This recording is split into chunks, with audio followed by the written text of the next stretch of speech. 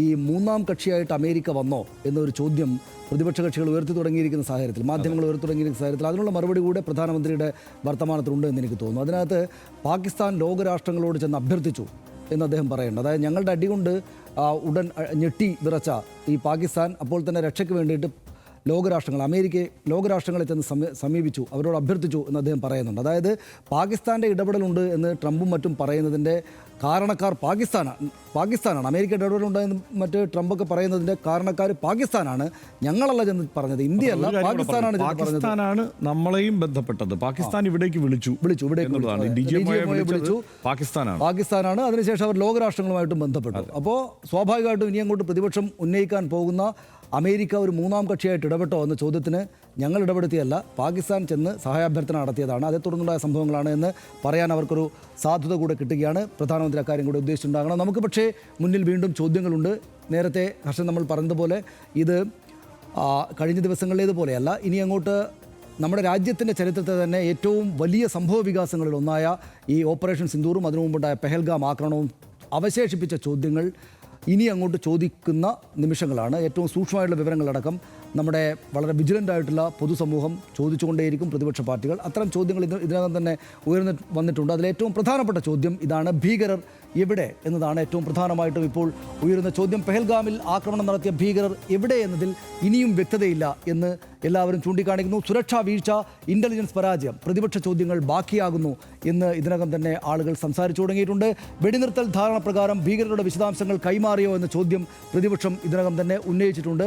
ഭീകരരെ പിടികൂടി പാക് ബന്ധം തെളിയിക്കുന്നത് ഇന്ത്യൻ നീക്കത്തിൽ നിർണായകമാണ് എന്ന് നമുക്കറിയാം. വെടിനിർത്തൽ ധാരണയിലെ ഉപാധികൾ ഇനിയും വ്യക്തമായിട്ടില്ല എന്ന കാര്യവും നമ്മുടെ മുന്നിൽ ഉണ്ട്.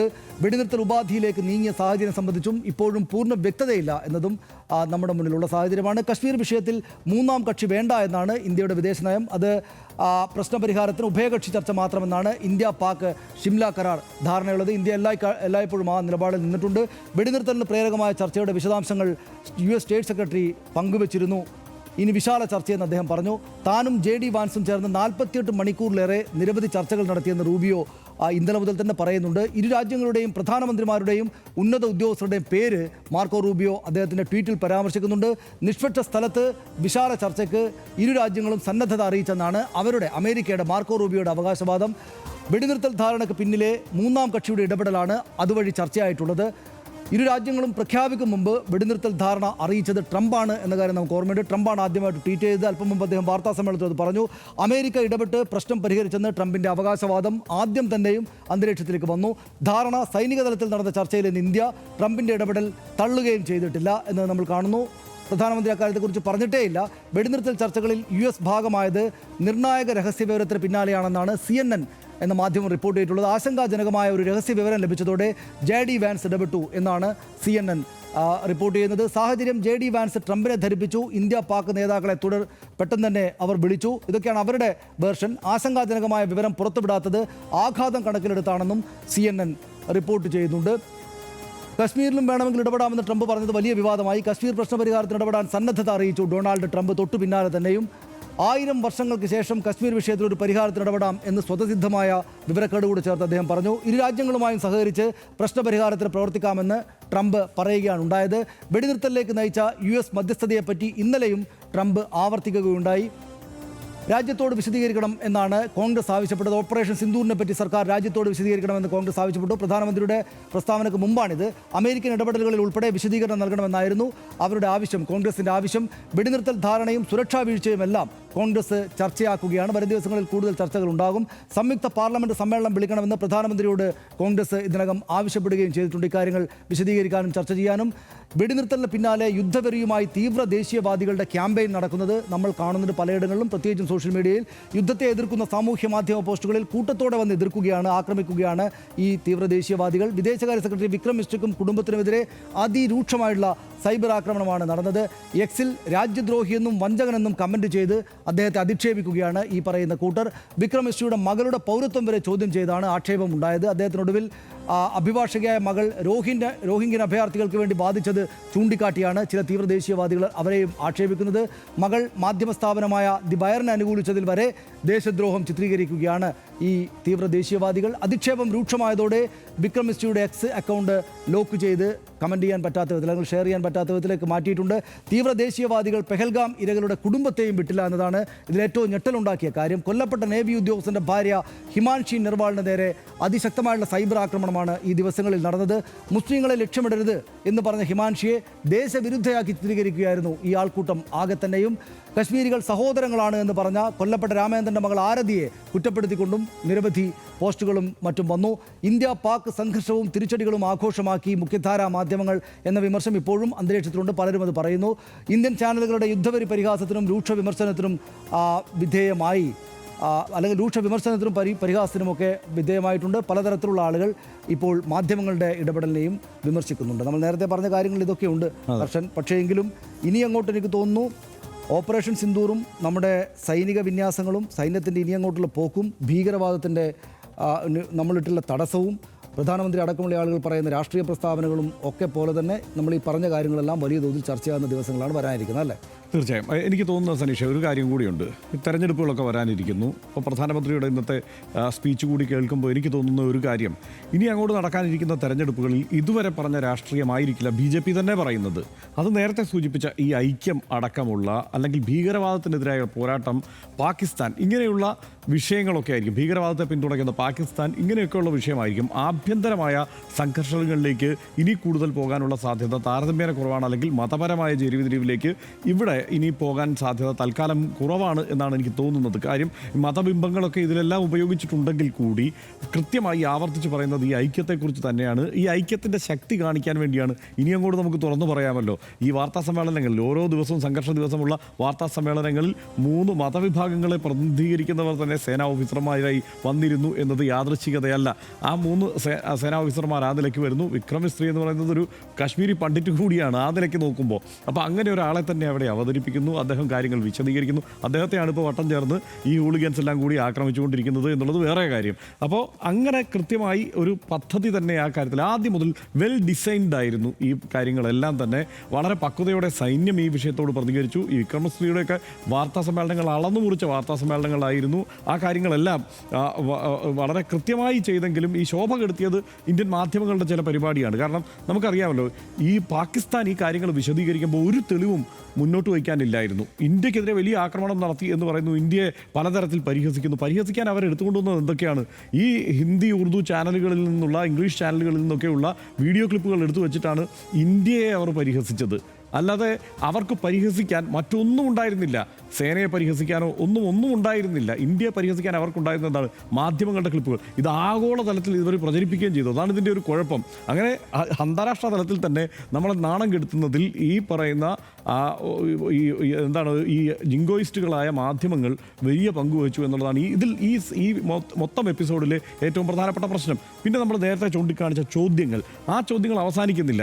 നമ്മൾ ഈ സംഘർഷം ആരംഭിക്കുന്നത്, ഇന്ത്യ പാക് സംഘർഷം ആരംഭിക്കുന്നതിന് തലേ ദിവസം മല്ലികാർജ്ജുൻ ഖാർഗെ കൃത്യമായി പറഞ്ഞു ഈ കാര്യങ്ങളിൽ, ഈ ഇൻ്റലിജൻസ് വീഴ്ചയെക്കുറിച്ച്. പ്രധാനമന്ത്രിക്ക് പോലും ഇൻ്റലിജൻസ് വിവരം കിട്ടിയതിന് ശേഷം വന്ന വീഴ്ചയാണ് എന്ന മട്ടിൽ അദ്ദേഹം പറഞ്ഞു വെച്ചിട്ടുണ്ട്. ഇത് വലിയ രാഷ്ട്രീയ വിഷയമാകാൻ പോവുകയാണ്. അപ്പോൾ അവിടുത്തെ ഇൻ്റലിജൻസ് വീഴ്ച, പോലീസിങ്ങിൻ്റെ വീഴ്ച, അവിടുത്തെ സംസ്ഥാന സർക്കാർ അടക്കം ഉത്തരം പറയേണ്ട വിഷയങ്ങളുണ്ടതിൽ, സേനയുടെ വീഴ്ച, ഇതെല്ലാം ചോദ്യങ്ങളായി അവശേഷിക്കുകയാണ്. ഈ ചോദ്യങ്ങൾക്കെല്ലാം ഉത്തരം വേണം. എവിടെയാണ് ഈ 4 ഭീകരർ എന്നുള്ളത് വേണം. ഇതുമായി ബന്ധപ്പെട്ടുള്ള ചർച്ചകളിൽ എവിടെയെങ്കിലും പാകിസ്ഥാനോട് ഈ ഭീകരരെ കൈമാറുന്നതുമായി ബന്ധപ്പെട്ട് ഇനി പാകിസ്ഥാനിലേക്ക് കടന്നിട്ടുണ്ടെങ്കിൽ അവരെവിടെ എന്നുള്ള ഒരു ചോദ്യം ഉന്നയിച്ചോ എന്നത് വേണം. നമ്മുടെ സൈനികർ എല്ലാവരും തിരികെ, പൈലറ്റുമാരെല്ലാം എത്തിയെന്ന് പറയുന്നു. അതിനപ്പുറത്ത് മറ്റാരെങ്കിലും അപ്പുറത്ത് കുടുങ്ങിയിട്ടുണ്ടോ എന്നുള്ള വിവരങ്ങൾക്ക് ചോദ്യങ്ങൾ വേണം. അങ്ങനെ ഈ ഓപ്പറേഷനുമായി ബന്ധപ്പെട്ട നിരവധി ചോദ്യങ്ങൾ അവശേഷിക്കുകയാണ്. അതുപോലെ വളരെ പ്രധാനപ്പെട്ട ഒരു കാര്യമാണ് റഫാലിൻ്റെ നഷ്ടം. ഈ റഫാൽ ഇടപാട് എന്നത് തന്നെ വലിയ ചർച്ചയ്ക്ക് വഴിവെച്ച സംഗതിയാണ്. അതിൽ അമേരിക്കയ്ക്ക് താല്പര്യമുണ്ട്, ഫ്രാൻസിന് താല്പര്യമുണ്ട്, ചൈനയ്ക്ക് താല്പര്യമുണ്ട്. ഈ വിഷയത്തിൽ ഈ വിവിധ രാജ്യങ്ങൾക്ക് ഈ ആയുധ ഇടപാടുമായി ബന്ധപ്പെട്ടുള്ള താല്പര്യങ്ങൾ ഇതിനകത്ത് നിലനിൽക്കുകയാണ്. ഈ ചോദ്യങ്ങളെല്ലാം ഉയരും. റഫാൽ നമുക്ക് നഷ്ടമായോ? ചെറിയ കാര്യമല്ലല്ലോ അത് ഈ രാജ്യത്തെ സംബന്ധിച്ചിടത്തോളം. അത് നഷ്ടമായോ എന്നുള്ളതിന് തന്ത്രപരമായ ഒരു മറുപടി എന്തായാലും സേന നൽകിയിട്ടുണ്ട്. കാരണം ഒരു ആക്രമണമാകുമ്പോൾ, ഒരു സംഘർഷമാകുമ്പോൾ ചില നഷ്ടങ്ങൾ ഉണ്ടാകും എന്ന് മാത്രം പറഞ്ഞു. അതിനപ്പുറത്തേക്ക് പറഞ്ഞിട്ടില്ല. പക്ഷേ ഇത് രാജ്യം അറിയേണ്ട ചോദ്യങ്ങൾ തന്നെയാണ് ഈ അവശേഷിക്കുന്നത് എന്നുള്ളത്.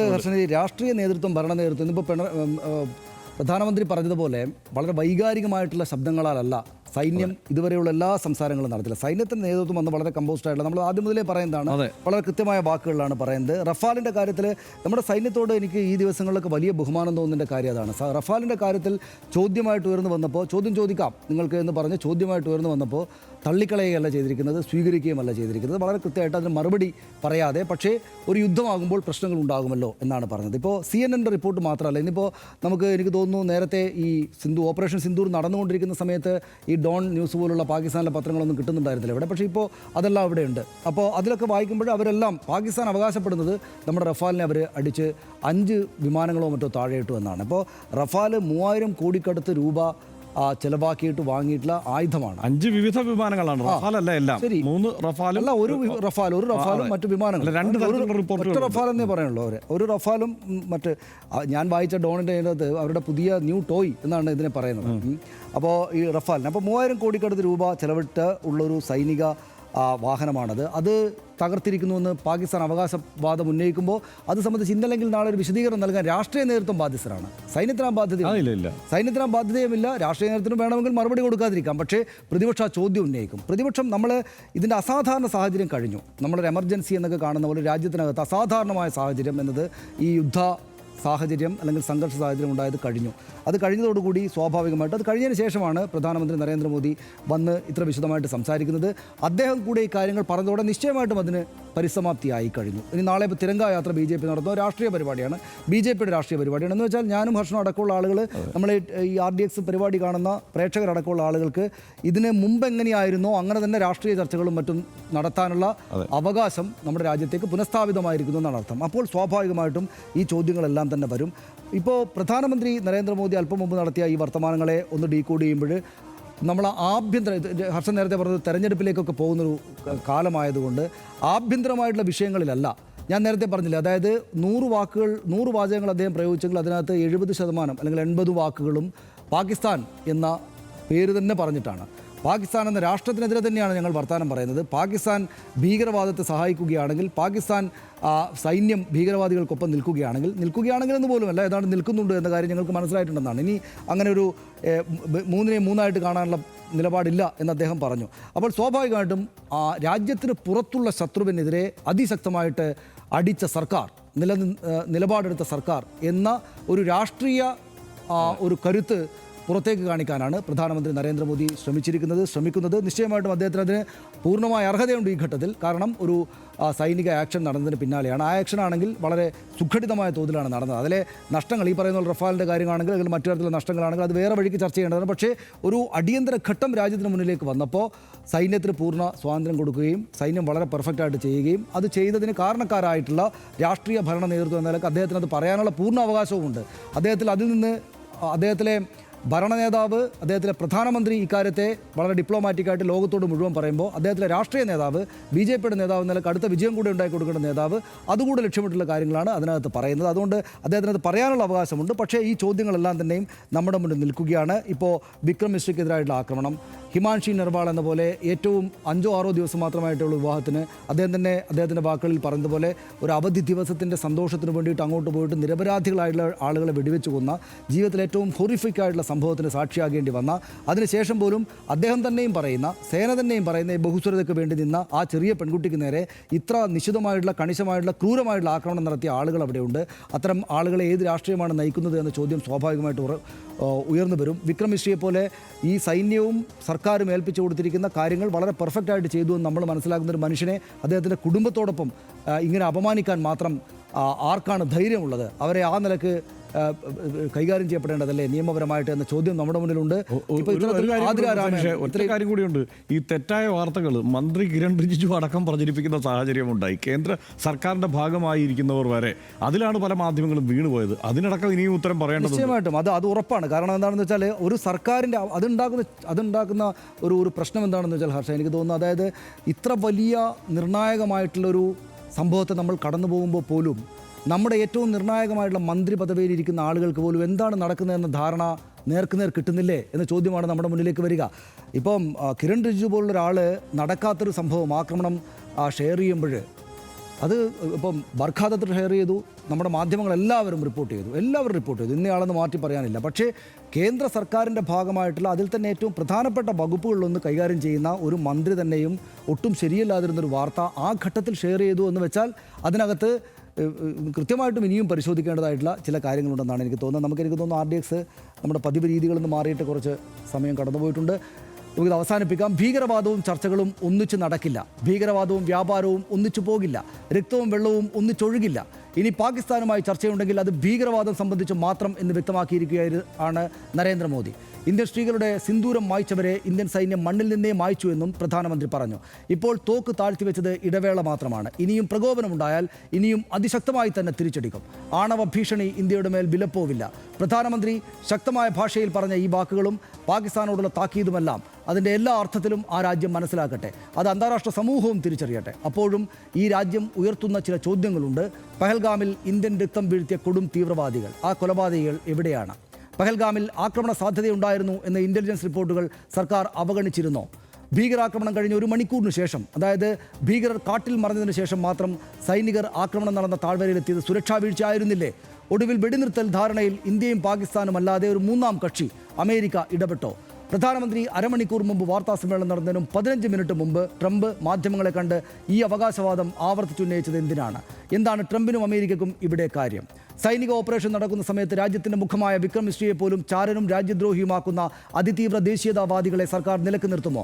പെഹൽഗാമിൽ മരിച്ച സൈനിക ഉദ്യോഗസ്ഥൻ വിനയ് നർവാളിൻ്റെ ഭാര്യ ഹിമാൻഷിയെ, അച്ഛനെ നഷ്ടപ്പെട്ട വേദനക്കിടയിലും കശ്മീരികളെയും മുസ്ലിങ്ങളെയും വേട്ടയാടരുതെന്ന് പറഞ്ഞ ആരതിയെ ഒക്കെ രാജ്യദ്രോഹികളാക്കുന്നവരുടെ ഭയം മൂടാൻ നടപടി ഉണ്ടാകില്ലേ? ഈ ചോദ്യങ്ങൾ തുടർന്നുള്ള ദിവസങ്ങളിലും രാജ്യത്ത് ഉയരുക തന്നെ ചെയ്യും.